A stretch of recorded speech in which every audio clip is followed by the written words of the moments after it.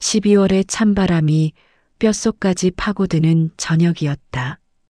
68세 이순덕은 장바구니를 든 채 시장 골목을 천천히 걸어가고 있었다. 관절염 때문에 걸음이 예전 같지 않았다. 한 걸음 한 걸음이 조심스러웠다. 할머니, 천천히 가세요. 채소 가게 아주머니가 손을 흔들었다. 순덕은 고개를 끄덕이며 미소 지었다. 30년 넘게 다닌 시장이었다. 이 골목의 모든 사람이 그녀를 알았고 그녀 역시 이곳 사람들의 안부를 챙겼다. 해가 지면서 시장은 점점 한산해졌다. 상인들이 하나둘 문을 닫기 시작했다. 순덕도 집으로 돌아가려고 걸음을 재촉했다. 그때였다. 골목 끝 폐지 수거함 옆에서 무언가 움직이는 게 보였다. 처음엔 고양이인 줄 알았다.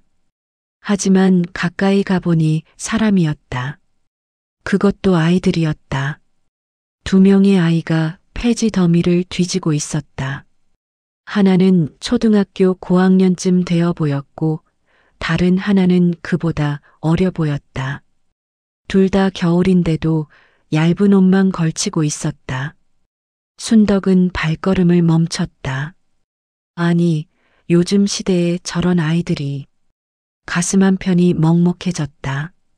하지만 괜히 나섰다가 아이들이 놀랄까봐 그냥 지나치려고 했다. 바로 그 순간 큰 아이가 고개를 돌렸다. 순덕은 그 자리에 얼어붙었다. 심장이 쿵 하고 내려앉는 것 같았다. 손에 들고 있던 장바구니가 바닥에 떨어졌다.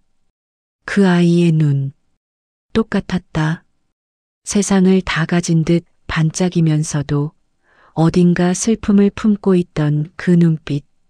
25해 전 세상을 등지고 떠난 딸 미애의 눈과 똑같았다. 설마. 순덕의 입에서 작은 소리가 새어나왔다.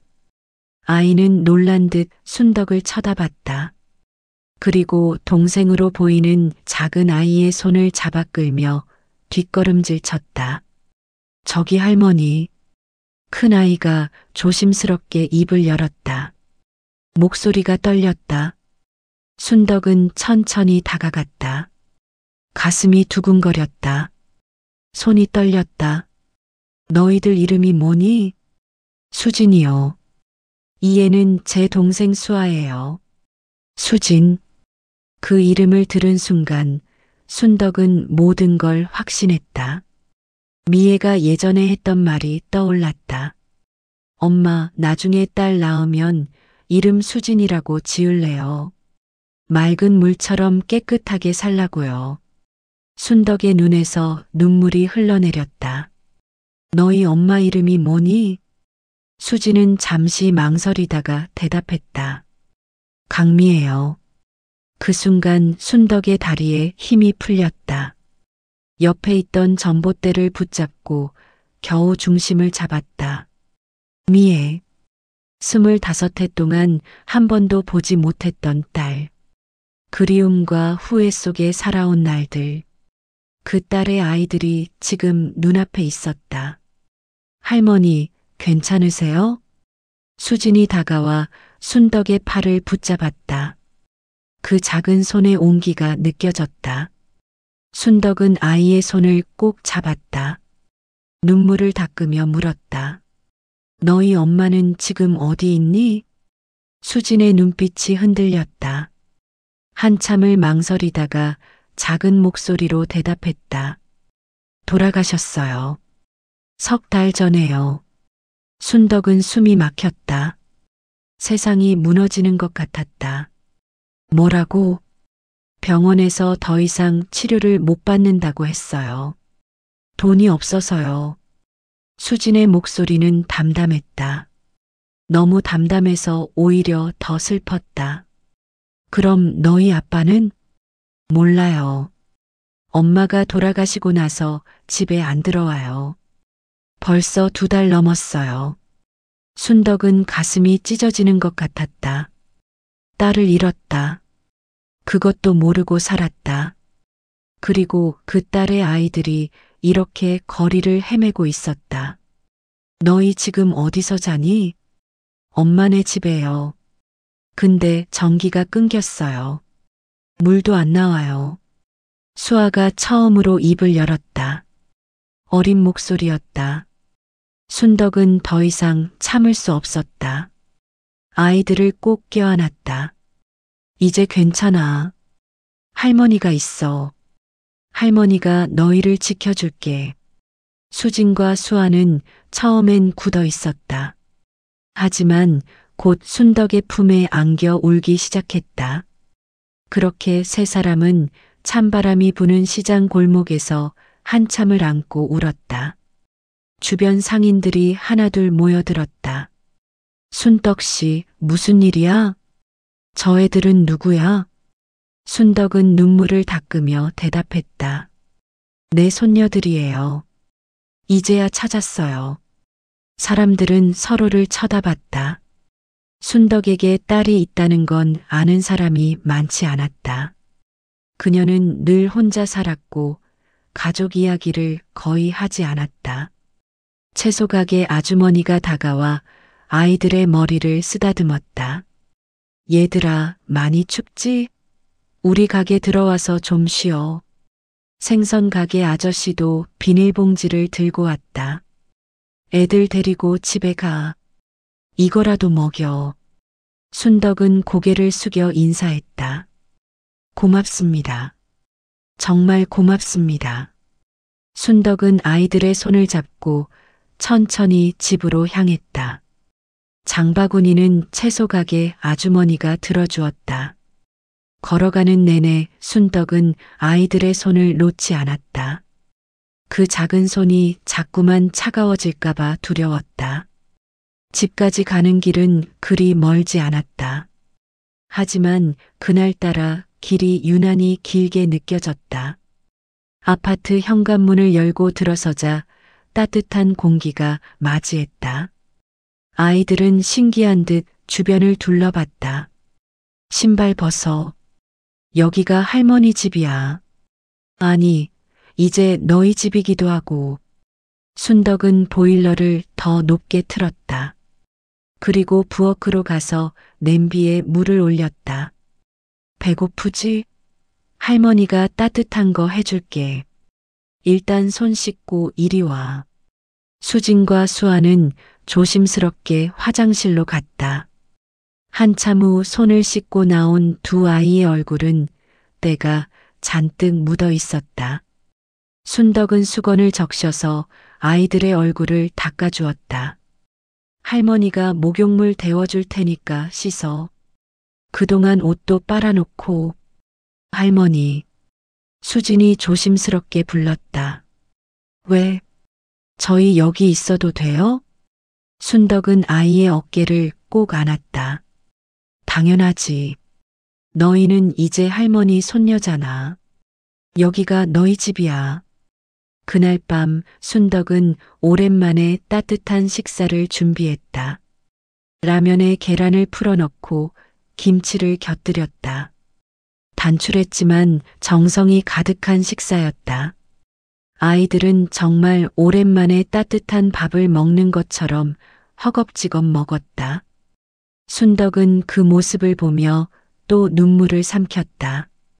미애야, 미안하다. 엄마가 너무 늦었구나.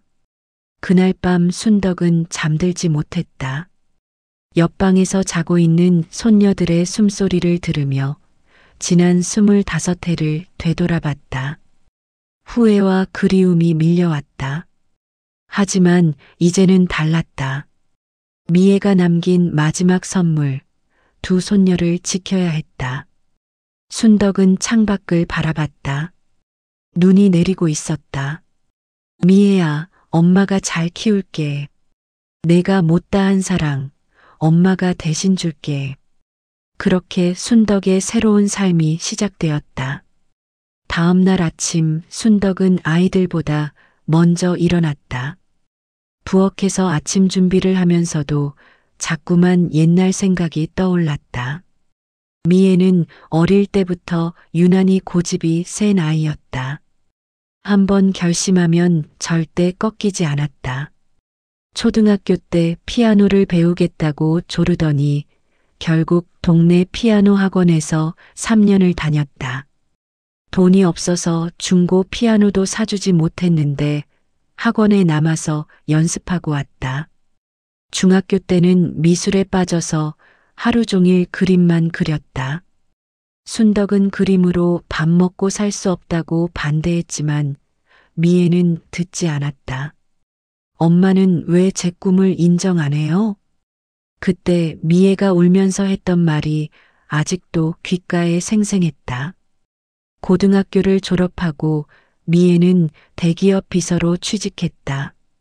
순덕은 그제야 안심했다. 안정적인 직장에 월급도 괜찮았다. 딸이 드디어 제대로 된 길을 가는 것 같았다. 그런데 3년 후 미애가 이상한 남자를 데려왔다. 박정훈. 작은 출판사를 운영한다는 30살 남자였다. 첫인상부터 순덕은 마음에 들지 않았다. 너무 말랐고 눈빛이 불안정해 보였다. 옷차림도 단정하지 못했다. 엄마, 이 사람이 제 남자친구예요. 정훈 오빠예요. 미애는 환하게 웃으며 소개했다. 하지만 순덕은 표정을 굳혔다. 어서 오세요. 형식적인 인사만 했다. 식사 내내 순덕은 말이 없었다. 박정훈도 어색해하며 밥만 먹었다. 미애가 그를 데려온 후 모녀 사이에 균열이 생기기 시작했다. 엄마, 저 정훈 오빠랑 결혼하고 싶어요. 안 돼. 그 사람 믿을 수 없어. 왜요? 오빠 뭐가 잘못됐는데요? 출판사가 뭐가 안정적이니? 요즘 책이나 팔리니? 너 그 사람 따라가면 고생만 할 거야. 엄마는 돈만 생각하세요. 사람을 봐야지. 사람 봐서 뭐하니? 사랑으로 밥 먹고 살 순 없어. 순덕의 목소리가 높아졌다. 미애도 지지 않고 소리쳤다. 엄마는 제 인생을 왜 자꾸 간섭하세요? 제가 선택한 사람인데 내가 뭘 알아서 선택을 해? 엄마가 살아본 세상이 얼마나 험한데. 그날 이후 미애는 집에 자주 들어오지 않았다. 전화도 잘 받지 않았다. 6개월 후 미애가 짐을 싸들고 집에 왔다. 엄마, 저 결혼해요. 다음 주에 식 올려요. 뭐? 식도 제대로 안 올리고 예단도 예물도 없이? 그런 거 필요 없어요. 저희끼리 조촐하게 할 거예요. 순덕은 분노가 치밀어 올랐다. 너 제정신이야? 그렇게 시작하면 평생 무시당해. 엄마, 사랑이 있으면 돼요. 사랑? 그게 밥 먹여주니? 순덕은 손을 들어 미애의 뺨을 때렸다. 생전 처음이었다. 미애는 뺨을 감싸쥐고 순덕을 쳐다봤다. 눈에서 눈물이 흘러내렸다. 엄마 정말 그렇게 생각하세요? 그래. 내가 후회할 거야. 후회하든 말든 제 인생이에요. 이제 엄마한테 간섭받고 싶지 않아요. 미애는 짐을 들고 나갔다. 현관문이 쾅 닫히는 소리가 울렸다. 그게 마지막이었다. 그 후 몇 년 동안 미애에게서 연락이 없었다. 순덕도 자존심 때문에 먼저 연락하지 않았다. 가끔 미애 생각이 나면 전화번호를 눌러보기도 했지만 통화 버튼은 누르지 못했다. 5년 후 어느 날 모르는 번호로 전화가 왔다. 여보세요. 강미애 씨 보호자이신가요? 네, 그런데요. 병원입니다. 환자분이 입원하셨는데 보호자 연락처로 남겨두셔서요. 순덕의 가슴이 철렁했다. 무슨 병이에요? 위암입니다. 3기 진단 받으셨고요. 전화기를 든 손이 떨렸다. 지금 어디 병원이에요? 안동병원입니다만 환자분이 퇴원하셨어요. 병원비 미납으로. 순덕은 급히 병원으로 달려갔다. 하지만 미애는 이미 떠난 후였다. 주소도 연락처도 알 수 없었다.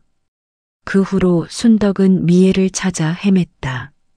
하지만 흔적이 없었다. 몇 달을 찾아다니다 지쳐서 포기했다. 그리고 25해가 흘렀다. 어젯밤 만난 손녀들을 보며 순덕은 깨달았다. 미애는 끝까지 자존심을 버리지 않았구나. 아프고 힘들어도 엄마한테 손 벌리지 않았구나. 미애야, 엄마가 잘못했어. 내 마음을 몰라줘서 미안해. 순덕은 눈물을 닦았다. 이제 후회해도 소용없었다. 하지만 미애가 남긴 아이들만큼은 제대로 지켜야 했다. 부엌에서 아침을 준비하던 순덕은 뒤에서 작은 기척을 느꼈다. 할머니, 수진이었다. 수아도 옆에 서 있었다. 일어났구나. 배고프지? 할머니가 미역국 끓였어. 수진은 순덕을 가만히 쳐다봤다. 할머니, 우리 엄마 아셨어요? 순덕은 고개를 끄덕였다. 응. 엄마는 할머니 딸이었어. 수진의 눈이 커졌다. 수아도 놀란 표정이었다.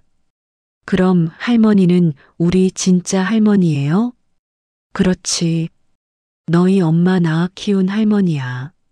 수진은 한참을 말없이 서 있다가 순덕에게 다가와 안겼다. 할머니. 순덕도 아이를 꼭 안았다. 수아도 옆에서 끼어들었다. 그렇게 세 사람은 한참을 안고 있었다. 미애가 남긴 마지막 선물을 품에 안고서 일주일이 지났다. 순덕은 아이들과 함께 지내며 조금씩 일상을 되찾아가고 있었다. 하지만 마음 한편에는 늘 미애에 대한 그리움과 궁금증이 자리 잡고 있었다. 수진아, 너희가 살던 집이 어디니? 어느 날 저녁 순덕이 조심스럽게 물었다. 수진은 잠시 망설이다가 주소를 적어주었다. 도시 외곽의 낡은 동네였다. 할머니, 왜요? 아니야. 그냥 엄마 물건 좀 챙겨오려고. 다음 날 아침 순덕은 아이들을 학교에 보낸 후 그 집을 찾아갔다. 버스를 2번 갈아타고 한참을 가야 했다. 동네는 재개발 예정 지역이라 그런지 텅 비어 있었다. 빈집이 대부분이었고 간혹 노인들만 몇 명 남아 있었다. 골목 안쪽으로 들어가자 더욱 황량한 풍경이 펼쳐졌다.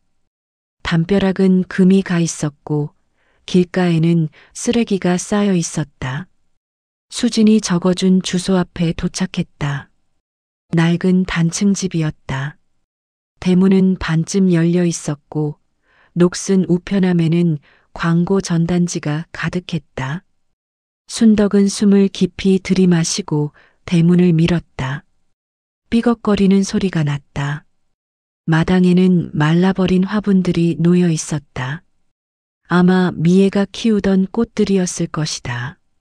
순덕은 쪼그려 앉아 화분을 만져봤다. 흙이 딱딱하게 굳어 있었다.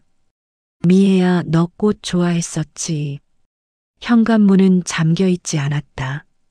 살짝 밀자 문이 열렸다. 안에서 찬바람이 새어나왔다. 순덕은 신발을 벗고 안으로 들어갔다. 집안은 어둠침침했다. 전기가 끊긴 지 오래된 듯했다. 커튼도 찢어져 있었고 곳곳에 먼지가 쌓여 있었다. 거실에는 낡은 소파와 작은 식탁이 있었다. 식탁 위에는 미애의 사진이 놓여 있었다. 순덕은 사진을 집어들었다. 손이 떨렸다. 사진 속 미애는 환하게 웃고 있었다. 젊은 시절의 모습 그대로였다. 옆에는 박정훈이 서 있었다. 그리고 어린 수진과 수아를 안고 있었다. 행복해 보이네. 순덕은 사진을 가슴에 안았다. 눈물이 흘러내렸다. 미애야, 엄마가 몰랐어. 내가 이렇게 힘들게 살고 있는 줄. 방 안을 둘러보니 미애의 흔적이 곳곳에 남아 있었다. 벽에는 아이들이 그린 그림이 붙어 있었다. 냉장고에는 할 일 목록이 적힌 메모지가 붙어 있었다. 수진이 준비물 챙기기, 수아 독감 예방 접종, 병원비 분할 납부 문의. 순덕은 메모지를 하나하나 읽으며 가슴이 아팠다. 미애가 얼마나 힘들게 살았을지 눈에 선했다. 안방으로 들어가자 이불이 개켜져 있었다. 옷장을 열어보니 미애의 옷들이 걸려 있었다. 대부분 낡고 해진 옷들이었다. 순덕은 옷 하나를 꺼내 얼굴에 대봤다. 희미한 비누 냄새가 났다. 미애의 냄새였다. 미애야. 순덕은 그 자리에 주저앉아 한참을 울었다. 한참 후 순덕은 눈물을 닦고 일어났다. 방 안을 정리하며 미애의 물건들을 챙기기 시작했다. 서랍 속에서 낡은 수첩이 나왔다. 순덕은 수첩을 펼쳤다. 미애의 일기였다. 2020년 3월 5일. 오늘 정훈이 수술 받았다. 다행히 잘 끝났다고 한다. 병원비가 많이 나왔지만 건강이 최우선이니까 아이들한테는 걱정 끼치지 말아야지. 2021년 8월 12일. 수진이가 오늘 상 받았다. 그림 그리기 대회에서 1등 했다고. 내 딸이 자랑스럽다. 저녁에 치킨 사줬다. 아이들 행복한 얼굴 보니까 나도 행복하다. 2022년 1월 3일. 요즘 몸이 안 좋다. 병원 가봐야 하는데 돈이 없다. 아이들 학원비 내야 하고 정훈이 약값도 나가고 조금만 참자. 순덕은 일기를 읽으며 또 눈물을 흘렸다. 미애가 얼마나 힘들었을지, 얼마나 외로웠을지 느껴졌다. 일기장 마지막 페이지에는 이런 글이 적혀 있었다. 엄마 미안해요. 엄마 말을 듣지 않아서. 하지만 후회는 안 해요. 정훈이를 사랑했고 아이들을 낳아 키운 게 제일 행복했어요. 다만 한 번만 더 엄마 얼굴 보고 싶었어요. 미안하다고 사랑한다고 말하고 싶었어요. 순덕은 일기장을 꼭 안았다. 미애야, 엄마도 미안해. 엄마가 더 미안해. 그때 뒤에서 인기척이 들렸다. 누구세요? 순덕은 깜짝 놀라 돌아봤다. 옆집으로 보이는 할머니가 서 있었다. 아, 저는 미애 어머니예요. 아, 미애 씨 어머니시구나. 저는 옆집에 사는 사람인데요. 미애 씨 많이 그리웠겠어요. 네, 그동안 연락이 끊겨서. 할머니는 한숨을 쉬었다. 미애 씨 참 좋은 사람이었어요. 아이들도 잘 키우고 남편도 잘 챙기고. 근데 너무 고생했어요. 무슨 일이 있었나요? 남편분이 몇 년 전에 암 수술 받으셨어요. 그것 때문에 빚이 많이 생겼대요. 미애 씨가 일을 두세 개씩 하면서 갚았죠. 그러다가 본인도 아프게 된 거예요. 순덕은 가슴이 무너지는 것 같았다. 병원비가 없어서 치료를 못 받았어요. 결국 집에서 돌아가셨어요. 아이들이 지켜보는 앞에서요. 할머니의 목소리가 떨렸다. 그 후로 남편분이 정신을 못 차리더니 어느 날부터 집에 안 들어오기 시작했어요. 아이들만 남았죠. 제가 밥이라도 챙겨주려고 했는데 아이들이 패 끼치기 싫다며 안 받더라고요. 순덕은 주먹을 쥐었다. 분노와 슬픔이 동시에 밀려왔다. 그 사람 박정훈이는 어디 갔는지 아세요? 몰라요. 한 달 전쯤 마지막으로 봤는데 술 취해서 비틀거리더라고요. 그 후론 소식이 없어요. 순덕은 고개를 끄덕였다. 고맙습니다. 말씀 들려주셔서. 아이들은 괜찮아요? 네, 제가 데려왔어요. 이제 제가 키울 거예요. 할머니는 안도의 표정을 지었다. 다행이네요. 그 애들 걱정했는데. 잘 됐어요. 순덕은 집안을 정리하며 미애의 물건들을 챙겼다. 사진, 일기장, 아이들 앨범, 그리고 작은 상자 하나. 상자 안에는 미애가 어릴 적 순덕이 사준 목걸이가 들어 있었다. 아직도 소중히 간직하고 있었던 것이다. 순덕은 목걸이를 꺼내 목에 걸었다. 미애야, 엄마가 이제라도 너를 이해하게 됐어. 사랑이 뭔지 알겠어. 집을 나서며 순덕은 마당의 화분을 한 번 더 쳐다봤다. 말라버린 꽃들 사이에서 작은 새싹 하나가 돋아나고 있었다. 순덕은 미소 지었다. 미애야, 내가 남긴 아이들, 엄마가 잘 키울게. 약속할게. 그렇게 순덕은 미애의 집을 떠났다. 하지만 가슴속에는 딸에 대한 그리움과 함께 손녀들을 지켜야 한다는 다짐이 가득했다. 아이들이 학교에 간 어느 오후 순덕은 동사무소를 찾아갔다. 수진과 수아의 주민등록을 옮기기 위해서였다. 어머니, 아이들 아버지 동의서가 필요한데요. 직원이 서류를 보며 말했다. 아버지가 연락이 안 돼요. 어디 있는지도 모르고. 그럼 실종 신고를 하셔야 할 것 같은데요. 순덕은 한숨을 쉬었다. 박정훈. 그 남자는 도대체 어디로 간 걸까? 집으로 돌아오는 길, 순덕은 미애가 살던 집 근처로 다시 향했다. 혹시라도 박정훈이 돌아왔을까 싶어서였다. 옆집 할머니가 마당에서 빨래를 널고 있었다. 할머니, 혹시 박정훈 씨 보셨어요? 아니요. 한 달 넘게 못 봤어요. 집도 텅 비었고. 그 사람 친구나 아는 사람 없나요? 할머니는 잠시 생각하더니 말했다. 출판사 하던 친구 한 명 있었던 것 같은데 이름이 뭐였더라?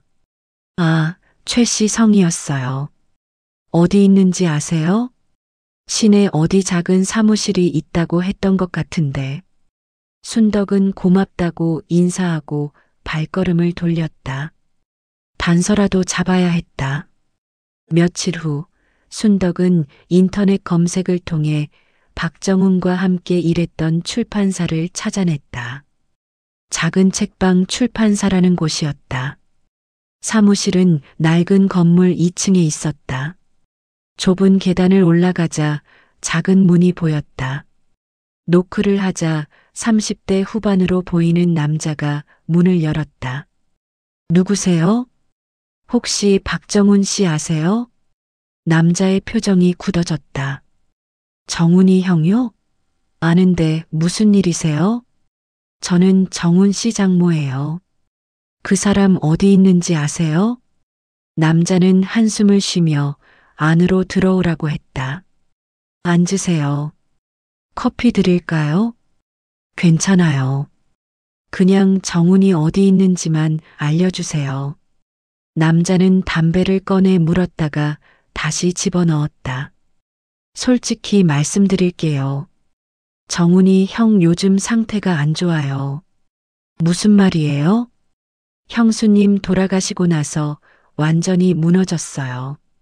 술만 마시고 일도 손 놓고. 제가 여러 번 말렸는데 듣지 않더라고요. 순덕은 주먹을 쥐었다. 그래서 지금 어디 있어요? 고시원이요. 역 근처 싸구려 고시원에서 지내는 걸로 아는데. 남자는 주소를 적어주었다. 어르신, 형한테 너무 화내지 마세요. 형도 많이 힘들어 하거든요. 힘들다고? 아이들은요? 아이들은 얼마나 힘들었을 것 같아요? 순덕의 목소리가 높아졌다. 죄송해요. 제가 대신 사과드릴게요. 순덕은 더 이상 말하지 않고 사무실을 나왔다. 다음 날 순덕은 그 고시원을 찾아갔다. 허름한 건물이었다. 계단에는 담배 냄새와 곰팡이 냄새가 뒤섞여 있었다. 3층 복도 끝 남자가 알려준 호수 앞에 섰다. 똑똑. 노크를 했지만 대답이 없었다. 박정훈 씨, 안에 계세요? 한참 후 문이 조금 열렸다. 수척한 얼굴의 남자가 나타났다. 박정훈이었다. 누구세요? 저 강미의 어머니예요. 박정훈의 얼굴이 하얗게 질렸다. 손이 떨리기 시작했다. 어머님, 들어가도 돼요? 아, 네. 들어오세요. 방 안은 비좁았다. 책상 하나, 침대 하나가 전부였다. 바닥에는 소주병이 굴러다녔다. 순덕은 방 안을 둘러보며 말했다. 이게 무슨 꼴이에요? 죄송합니다. 죄송하긴요. 당신 아이들은요? 아이들은 어떻게 할 생각이었어요? 박정우는 고개를 떨구었다. 죄송해요. 정말 죄송해요. 죄송하다고만 하면 뭐해요? 아이들이 거리에서 얼어 죽을 뻔했어요. 순덕의 목소리가 떨렸다. 박정우는 무릎을 꿇었다. 어머님, 정말 죄송합니다. 변명할 수 없어요.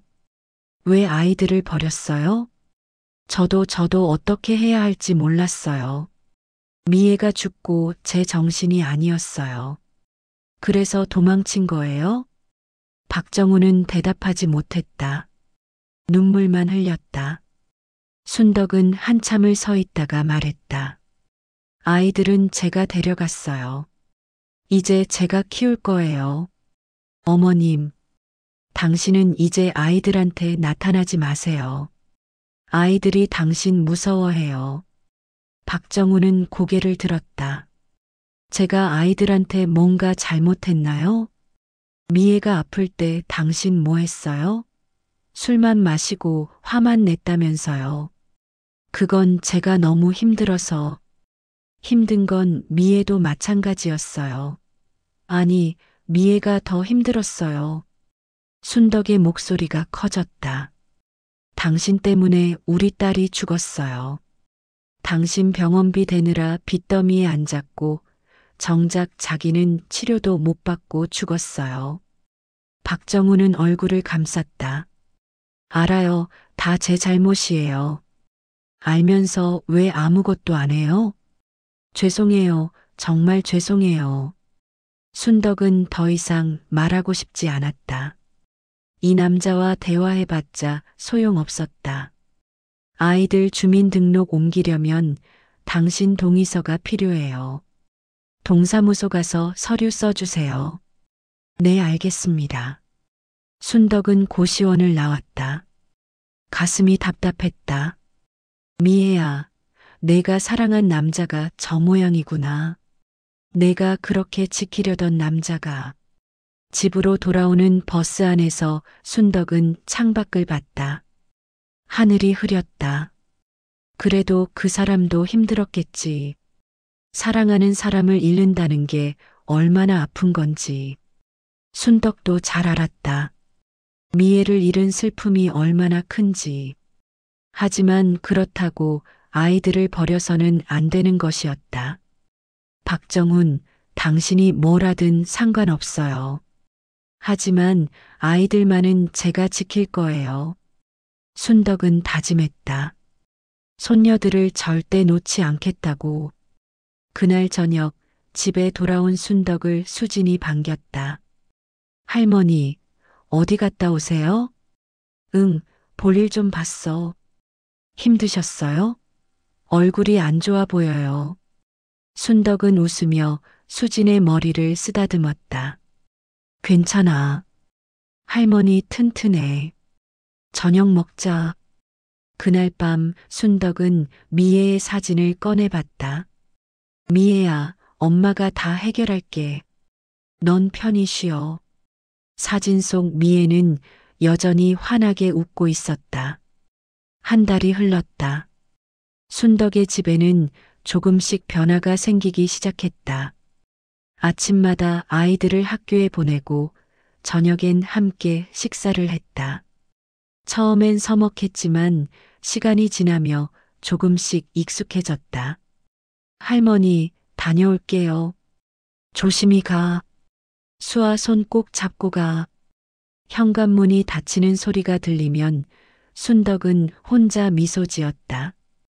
이런 일상이 낯설면서도 행복했다. 하지만 쉬운 일은 아니었다. 68배 나이에 아이 둘을 키운다는 건 체력적으로 벅찼다. 관절은 자주 쑤셨고 밤에는 피곤해서 금방 잠들었다. 그래도 순덕은 포기하지 않았다. 미애에게 못다한 사랑을 손녀들에게 주고 싶었다. 어느 날 저녁, 순덕은 저녁을 준비하다가 깜짝 놀랐다. 수진이 부엌으로 들어와 앞치마를 두르고 있었다. 수진아, 뭐하니? 할머니 도와드릴게요. 제가 요리 좀 할 줄 알아요. 아니야, 괜찮아. 할머니가 할게. 아니에요. 엄마가 아프실 때 제가 많이 했어요. 수진의 목소리가 떨렸다. 순덕은 아이의 어깨를 토닥였다. 그래, 그럼 같이 하자. 둘은 나란히 서서 저녁을 준비했다. 수지는 생각보다 손놀림이 능숙했다. 당근을 썰고 파를 다듬는 모습이 제법 익숙해 보였다.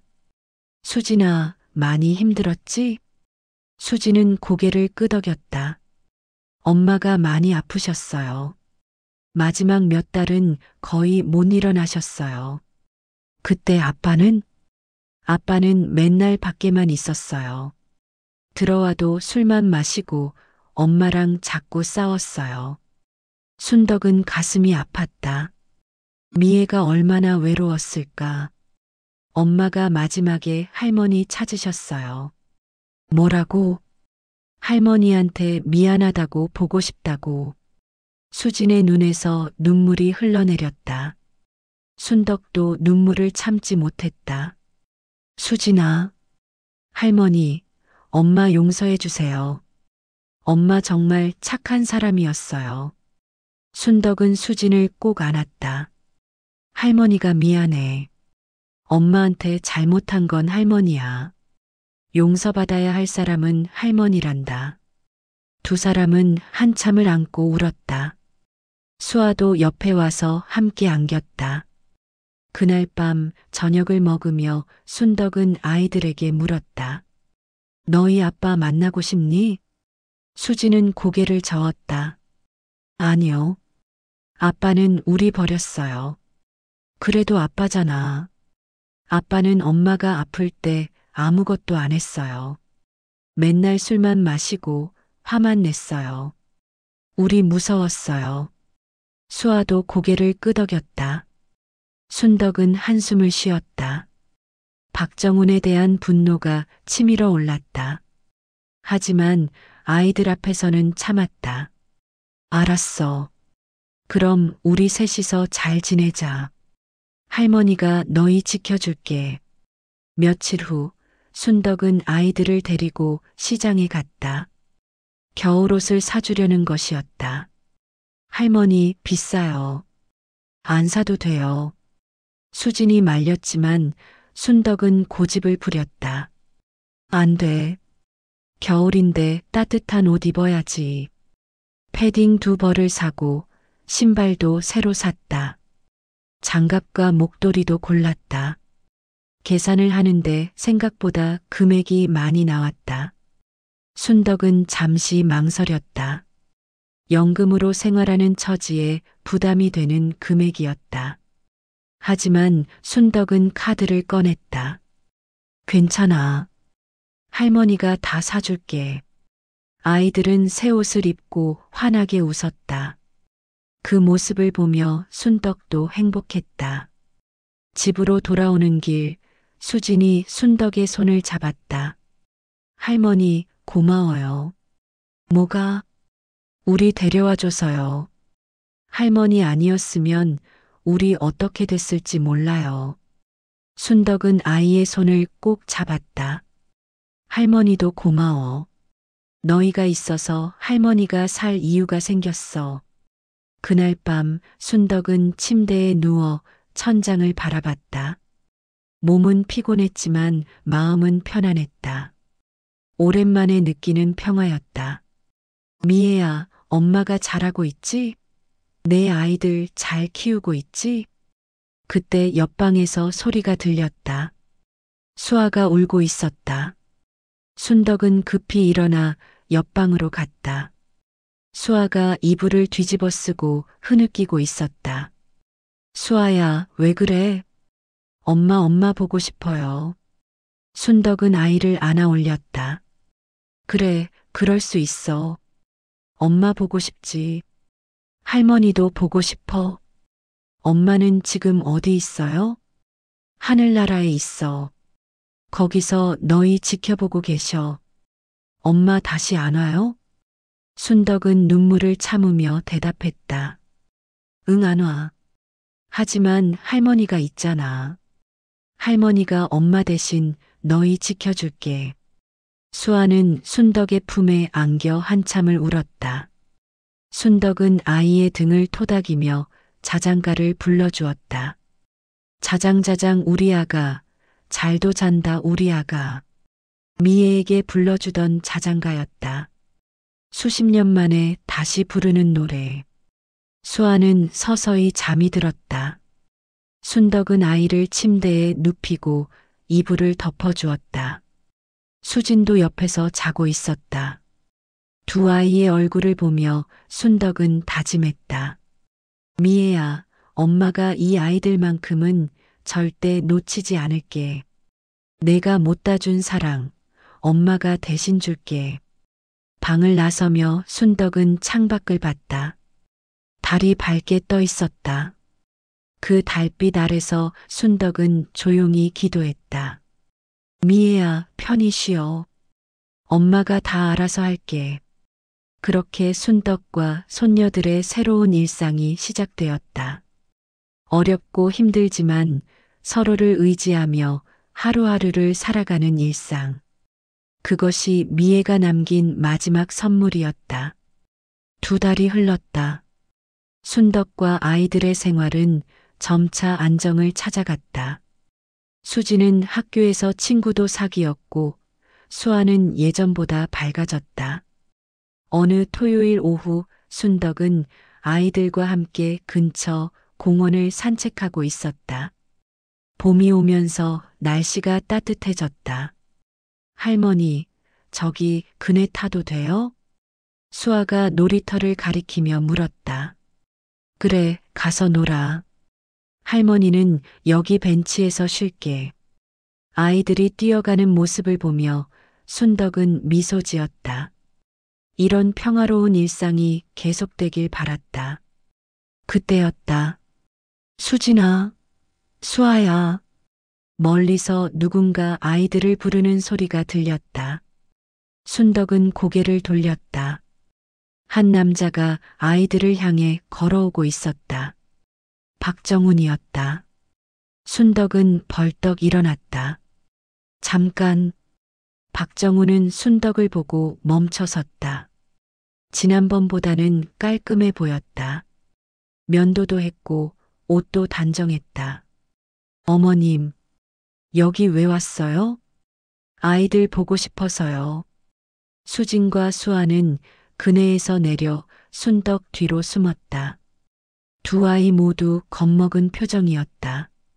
박정우는 아이들의 반응에 상처받은 듯 고개를 숙였다. 수진아, 아빠야. 그동안 잘 지냈니? 수진은 대답하지 않았다.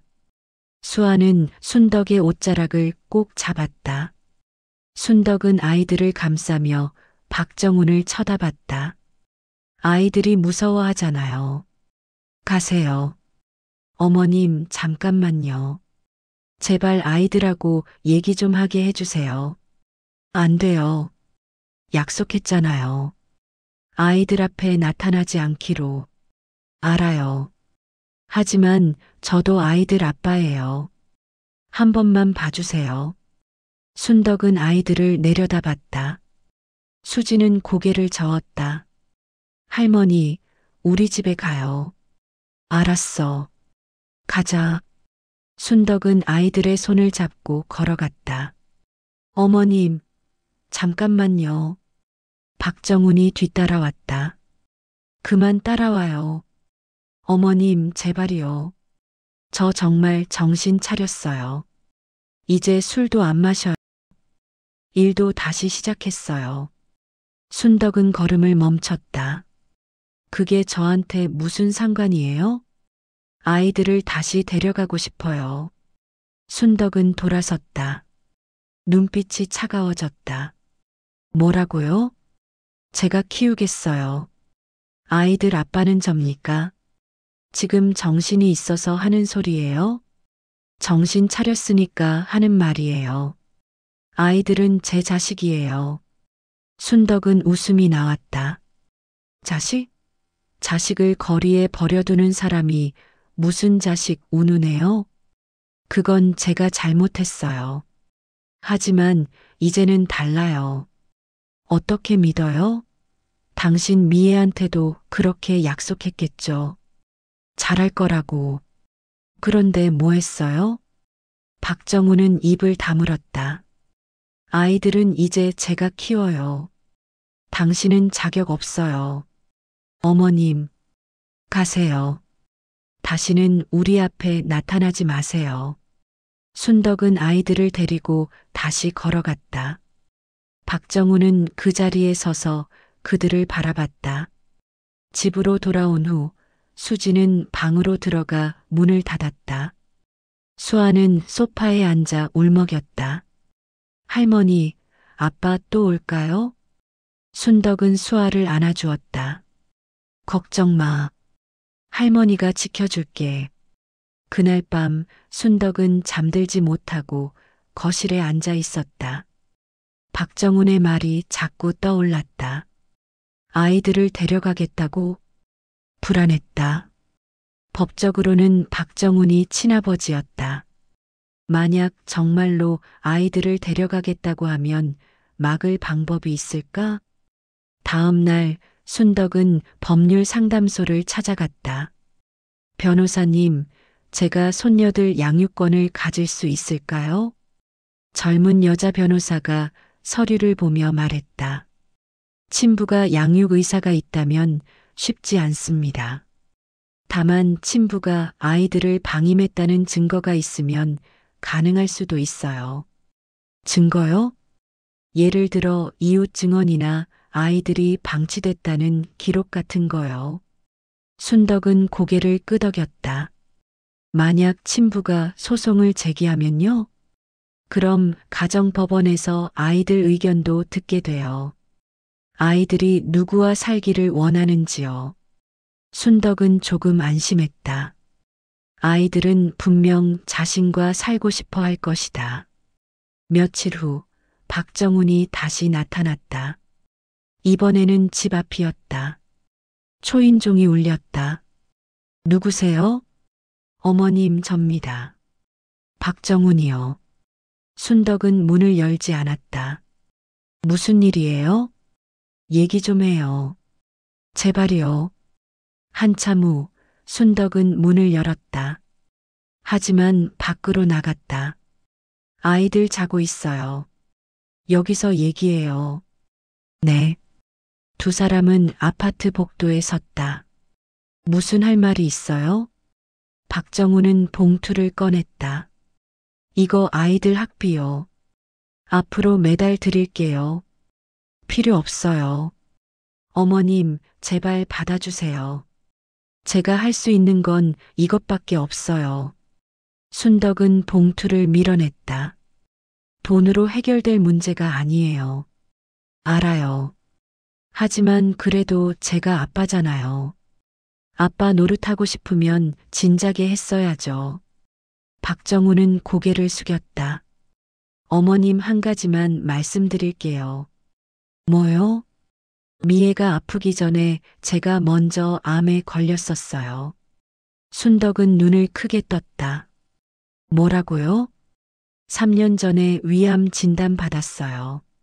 수술하고 항암 치료받고 그 비용을 미애가 다 댔어요. 제 병원비 때문에 빚이 생겼어요. 미애가 일을 3개씩 하면서 갚았죠. 그러다가 미애가 쓰러진 거예요. 순덕은 숨이 막혔다. 제 잘못이에요. 다 제 탓이에요. 그래서 미애가 죽고 나서 저도 죽고 싶었어요. 박정훈의 목소리가 떨렸다. 하지만 아이들 때문에 죽을 수도 없었어요. 그래서 도망친 거예요. 비겁했죠? 순덕은 말없이 서 있었다. 지금이라도 정신 차리려고요. 미애한테 미안하니까요. 박정우는 다시 봉투를 내밀었다. 제발 받아주세요. 아이들한테 전해주세요. 아빠가 미안하다고. 순덕은 한참을 망설이다 봉투를 받았다. 고맙습니다. 박정우는 고개를 숙여 인사하고 돌아섰다. 순덕은 그의 뒷모습을 바라봤다. 어깨가 축 처져 있었다. 미애야, 내가 사랑한 사람이 저렇구나. 그래도 너는 끝까지 그 사람을 지키려 했구나. 순덕은 봉투를 꼭 쥐었다. 눈물이 흘렀다. 순덕은 봉투를 들고 집 안으로 들어왔다. 손이 떨렸다. 정훈의 말이 머릿속을 맴돌았다. 미애가 그 사람 병원비를 댔다고? 거실 소파에 앉아 봉투를 열어봤다. 100만 원이 들어 있었다. 그리고 작은 쪽지도 함께. 수진이, 수아야. 아빠가 미안해. 앞으로 매달 보낼게. 할머니 말씀 잘 들어라. 마이너스 아빠가. 순덕은 쪽지를 읽으며 눈물을 닦았다. 복잡한 감정이 밀려왔다. 분노도 있었다. 왜 진작 정신 차리지 못했냐고. 왜 미애를 그렇게 힘들게 했냐고. 하지만 동시에 연민도 느껴졌다. 자신의 병 때문에 아내를 잃은 남자. 그 죄책감이 얼마나 무거울까. 미애야, 넌 그 사람을 정말 사랑했구나. 끝까지 지키려고 했구나. 다음 날 저녁 순덕은 아이들을 불렀다. 수진아, 수아야. 할머니가 할 말이 있어. 두 아이가 소파에 나란히 앉았다. 아빠 얘기야. 수진의 표정이 굳었다. 어제 아빠가 왔었어. 너희 학비 두고 갔어. 우리 필요 없어요. 수진이 고개를 저었다. 할머니도 처음엔 그랬어. 근데 아빠가 한 얘기를 들었어. 순덕은 박정훈에게 들은 이야기를 천천히 들려주었다. 그가 암에 걸렸던 것, 미애가 병원비를 댔던 것, 그래서 빚이 생긴 것. 수지는 눈을 크게 뜨고 들었다. 수아도 입을 벌리고 있었다. 그래서 엄마가 아프신 건데 치료를 못 받은 거야? 수진의 목소리가 떨렸다. 그래. 엄마는 아빠를 살리려고 자기 목숨을 내놓은 거야. 아빠가 그걸 알아요? 알지. 그래서 너무 괴로워하는 거야. 수지는 고개를 숙였다. 눈물이 뚝뚝 떨어졌다. 할머니, 저 아빠 미워했어요. 엄마 아플 때 술만 마시고 우리한테 소리만 지르고 정말 미워했어요. 응, 할머니도 알아. 근데 아빠도 힘들었던 거예요? 순덕은 고개를 끄덕였다. 그래. 사랑하는 사람이 자기 때문에 죽어가는 걸 보는 게 얼마나 고통스러운지 할머니도 이제 알 것 같아. 수지는 소파에 얼굴을 묻고 울었다. 수아도 함께 울었다. 순덕은 두 아이를 꼭 안아주었다. 울어. 많이 울어. 그래야 마음이 편해져. 한참을 울고 난 후 수진이 물었다. 할머니, 아빠, 우리 데려가려고 해요? 아니야. 그냥 학비만 보내겠대. 다행이다. 저희는 할머니랑 살고 싶어요. 할머니도 너희랑 살고 싶어? 그날 밤 아이들이 잠든 후 순덕은 미애의 사진을 꺼내봤다. 미애야, 내가 왜 그 사람을 사랑했는지 이제 조금 알 것 같아. 사진 속 미애는 여전히 행복한 얼굴이었다. 사랑은 조건이 아니구나. 내가 그렇게 말했을 때 엄마가 이해했어야 했는데. 순덕은 눈을 감았다. 미애야, 용서해 줄래? 엄마가 너무 고집세게 굴어서 미안해. 며칠 후 순덕은 정훈에게 전화를 걸었다. 여보세요? 저예요. 아이들 할머니. 어머님 무슨 일이세요? 아이들한테 미애 얘기해줬어요. 당신이 아팠던 것도. 정우는 한참 말이 없었다. 아이들이 뭐래요? 울더라고요. 많이. 죄송합니다. 사과는 아이들한테 하세요. 지금은 아니고 좀 더 시간이 지나면. 정말요? 아이들 만나도 돼요? 조건이 있어요. 말씀하세요. 술 끊으세요. 그리고 제대로 된 일 하세요. 아이들한테 떳떳한 아빠 되세요. 네, 꼭 그렇게 하겠습니다. 그리고 아이들 데려가겠다는 생각은 하지 마세요. 아이들은 저랑 살 거예요. 알겠습니다. 어머님이 키워주시는 게 맞아요. 대신 한 달에 한 번은 만나게 해줄게요. 아이들이 준비되면요.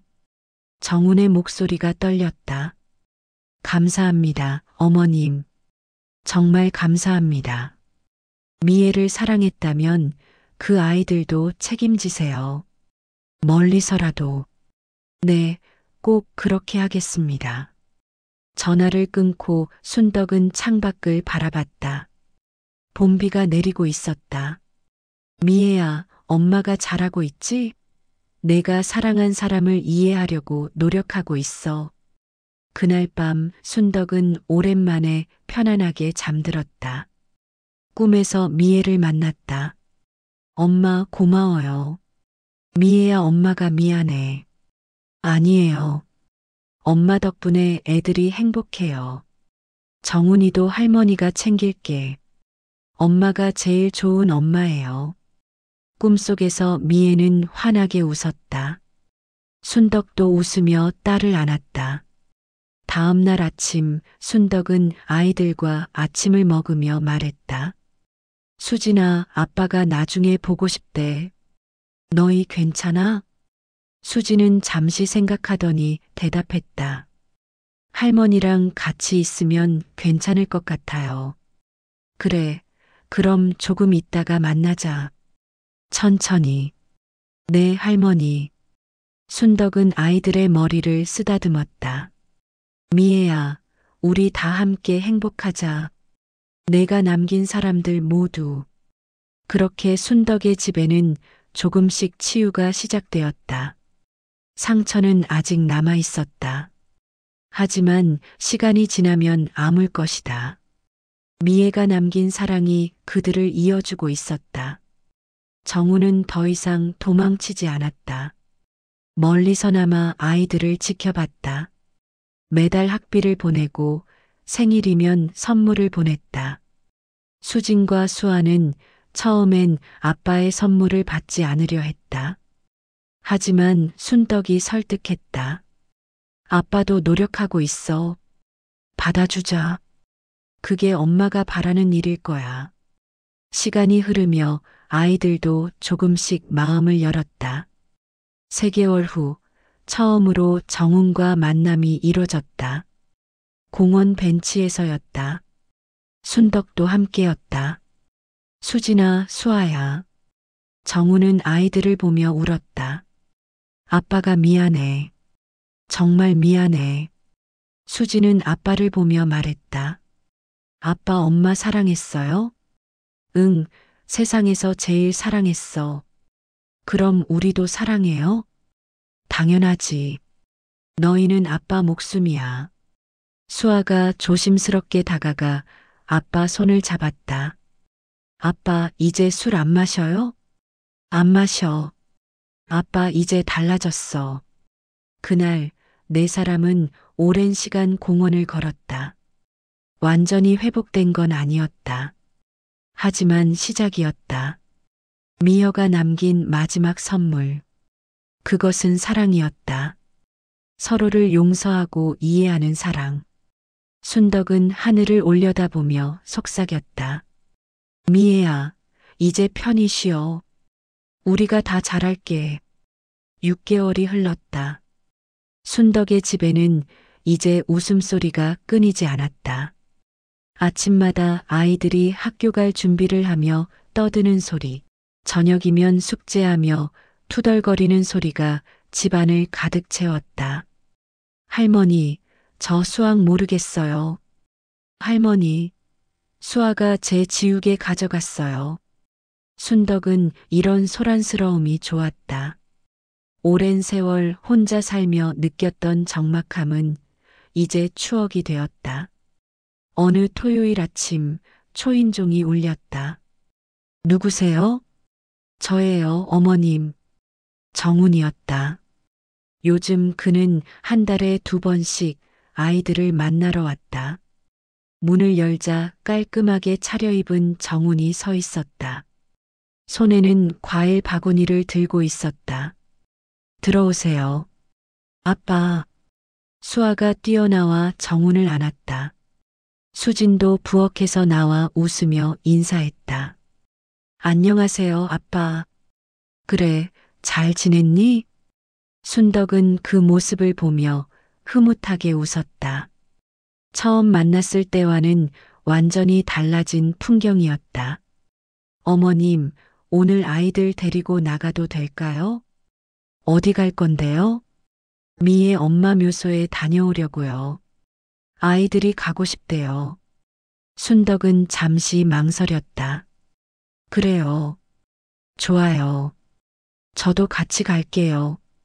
네, 같이 가시죠. 네 사람은 함께 차를 타고 묘지로 향했다. 도시 외곽의 조용한 곳이었다. 미애의 묘비 앞에 섰다. 순덕은 사진을 보며 눈물을 삼켰다. 엄마, 우리 왔어. 수진이 묘비에 손을 얹으며 말했다. 엄마, 저희 잘 지내요. 할머니랑 살면서 행복해요. 수아도 옆에서 말했다. 엄마, 보고 싶어요. 근데 할머니가 잘 챙겨주셔서 괜찮아요. 정우는 무릎을 꿇고 묘비 앞에 앉았다. 미애야, 나야. 늦었지만 왔어. 그의 목소리가 떨렸다. 미안해. 내가 너무 못났어.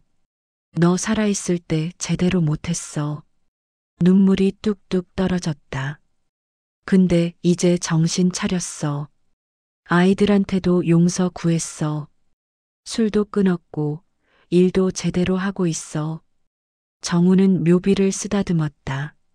너 때문에 내가 살았잖아. 그 은혜 갚으며 살게. 우리 애들 잘 볼게. 순덕도 무릎을 꿇고 앉았다. 미애야, 엄마야. 목이 메었다. 엄마가 너무 늦게 왔지? 미안해. 고집 부려서 미안해. 순덕은 묘비에 이마를 댔다. 내가 사랑한 사람들, 엄마가 다 지켜줄게. 내 아이들 잘 키울게. 약속해. 바람이 불었다. 마치 미애가 대답하는 것 같았다. 묘소를 다녀온 후 네 사람은 근처 식당에 들렀다. 할머니, 아빠랑 같이 살면 안 돼요? 수아가 갑자기 물었다. 순덕과 정우는 서로를 쳐다봤다. 수아야, 아빠는 혼자 사는 게 좋아. 정훈이 부드럽게 말했다. 왜요? 가족인데. 그래, 가족이지. 근데 가족이라고 꼭 같이 살 필요는 없어. 아빠는 너희 할머니 댁에 자주 놀러 올게. 진짜요? 응, 약속해. 수진이 조용히 말했다. 아빠, 저희는 할머니랑 사는 게 좋아요. 아빠도 이해하죠? 당연하지. 할머니가 너희한테 최고야. 정우는 순덕을 보며 고개를 숙였다. 어머님, 정말 감사합니다. 평생 은혜 잊지 않겠습니다. 괜찮아요. 제 손녀들인걸요. 그날 저녁 집으로 돌아온 순덕은 미애의 일기장을 다시 꺼내봤다. 마지막 페이지를 펼쳤다. 엄마에게. 엄마, 화해하지 못하고 가서 미안해요. 하지만 엄마를 원망하진 않아요. 엄마는 날 사랑해서 그랬다는 거 알아요. 부탁이 있어요. 만약 제게 무슨 일이 생기면 제 아이들 좀 돌봐주세요. 정훈이도요. 그 사람 겉으로는 강해 보여도 약한 사람이에요. 엄마 사랑해요. 마이너스 미애가. 순덕은 일기장을 가슴에 안았다. 미애야, 엄마가 다 지키고 있어. 내 마지막 부탁 꼭 지킬게. 며칠 후 정훈이 다시 집을 찾았다. 이번엔 서류 봉투를 들고 있었다. 어머님, 이거 드리려고요. 뭔데요? 통장이요. 아이들 명의로 만들었어요. 매달 학비랑 용돈 넣을 거예요. 이렇게까지 안 해도 되는데. 아니에요. 제가 해야 할 일이에요. 그리고 이것도요. 정우는 다른 봉투를 꺼냈다. 제 보험 증서예요. 수익자를 아이들로 바꿨어요. 만약 제게 무슨 일 생기면 아이들이 받게 돼 있어요. 순덕은 정훈을 물끄러미 쳐다봤다. 정말 달라졌네요. 네, 이제야 정신 차렸어요. 늦었지만요. 미애가 좋아할 거예요. 정훈은 눈시울이 붉어졌다. 어머님, 제가 미애를 정말 사랑했어요. 지금도 사랑해요. 알아요. 미애도 당신 사랑했어요. 끝까지. 두 사람은 한참을 말없이 앉아 있었다. 어머님, 왜요? 용서해 주셔서 감사합니다. 저 같은 사람을 받아주셔서요. 용서는 무슨 우리 다 미애 때문에 이렇게 된 거 아니에요. 순덕은 미소 지었다. 미애가 우릴 이어준 거예요. 그게 미애가 남긴 마지막 선물이에요. 그날 밤 순덕은 손녀들과 함께 거실에 앉아 있었다. 할머니, 행복해요? 수진이 물었다. 응, 너희가 있어서 행복해. 저희도 할머니 있어서 행복해요. 수아가 순덕에게 안겼다. 순덕은 두 아이를 꼭 안았다. 미애야, 이게 내가 주고 싶었던 거구나. 가족이라는 선물. 창밖에 별이 반짝였다. 마치 미애가 웃는 것 같았다. 순덕은 하늘을 올려다보며 속삭였다. 미애야, 고마워. 이렇게 소중한 선물을 남겨줘서. 그날 밤 순덕은 오랜만에 깊은 잠에 들었다. 꿈속에서 미애가 나타났다. 엄마 고생 많았어요. 아니야, 엄마가 행복해. 엄마 사랑해요. 엄마도 사랑해, 미애야. 미애는 환하게 웃으며 사라졌다. 다음 날 아침 순덕은 가벼운 마음으로 일어났다. 거실에서 아이들이 제잘거리는 소리가 들렸다. 할머니 일어나셨어요? 아침 먹어요. 순덕은 미소 지으며 거실로 나갔다. 식탁에는 아이들이 준비한 간단한 아침이 차려져 있었다. 우리가 만들었어요. 고마워, 우리 손녀들. 네 사람은 함께 아침을 먹었다. 웃음소리가 집안을 가득 채웠다. 이것이 미애가 남긴 마지막 선물이었다. 사랑하는 사람들이 함께 웃으며 살아가는 것. 그보다 귀한 선물은 없었다.